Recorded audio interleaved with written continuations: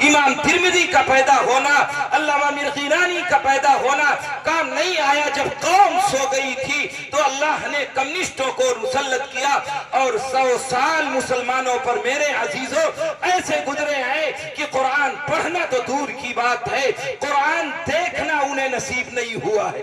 کیا اس دن کا انتظار کر رہے ہو جب ان گھروں سے نکال دیا جائے گا تب اللہ سے توبہ کرو گے، تب اپنی اولاد کی فکر کرو گے، تب ان کی تربیت کی کوششیں کرو گے؟ جب نیلامی آنکھوں کے سامنے ہونے لگے گی جیسے برما کے حالات آئے ہیں تب میرے ہوش ٹھکانے آئیں گے، تب ان مدارس اور مکاتب سے جڑو گے، تب ان علماء کا دامن پکڑو گے، تب ان مسجدوں کے پیٹ بھرنے کی کوشش کرو گے، تب تمہارے حالات آنکھیں کھلیں گی جب توبہ کا دروازہ بند ہو چکا ہوگا۔ میرے عزیزوں اپنے حالات سدھاریے، وَلِيَسَعْبَيْتُمْ، اپنے گھر کو اپنے لیے کشادہ کریے، اپنی تربیت کا بچوں کی خیال کریے۔ حالات کو سدھارنے کے لیے یہ علماء 1% 2% ہیں، جب تک 98% قوم بیدار نہیں ہوگی، اسے شعور نہیں ہوگا، وہ نہیں جاگے گی، چاہے وہ تربیت کے حوالے سے ہو، چاہے وہ دین کے حوالے سے ہو، چاہے اپنی بھیڑ کے حوالے سے ہو،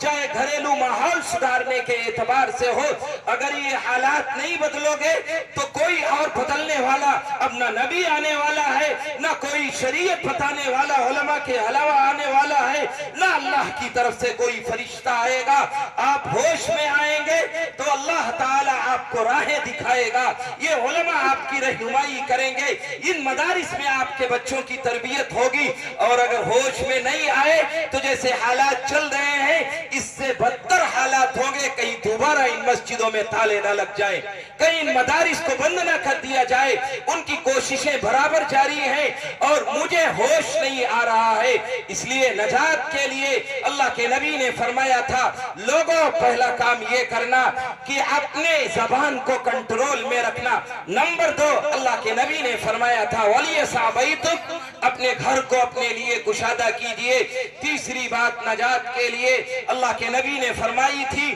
وَلْيَبْكِ عَلَى خَطِيئَتِكَ، غلطی ہو جائے تو نادم ہونا انسان کی علامت ہے، غلطی پر ڈٹے رہنا شیطان کی علامت ہے۔ اس لیے کبھی غلطی ہو جائے، بھول چوک ہو جائے، کوئی گناہ سرزد ہو جائے تو اللہ کے سامنے روز ہو کر کے اسے معاف کرانے کی کوشش کرنا۔ حضرت عقبہ ابن عامر رضی اللہ تعالی عنہ کو اللہ کے نبی نے یہ 3 نصیحتیں کی تھی کہ عقبہ نجات چاہتے ہو تو زبان کو کنٹرول میں رکھنا، اپنے گھر کو اپنے لیے کشادہ رکھنا، کبھی کوئی غلطی ہو جائے تو اللہ سے اس دنیا میں رود ہو کر کے معافی مانگ لینا۔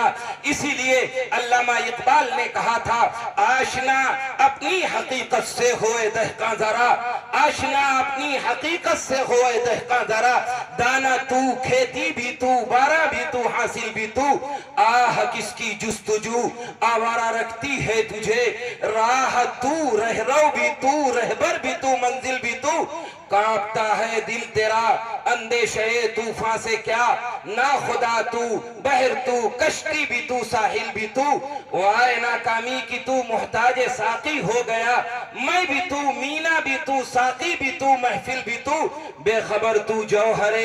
آئین ایام ہے، بے خبر تو جوہر آئین ایام ہے، تو زمانے میں خدا کا آخری پیغام ہے۔ اللہ ہم سب کو کہنے سے زیادہ عمل کی توفیق عطا فرمائے، آمین۔ وآخر دعوانا ان الحمدللہ۔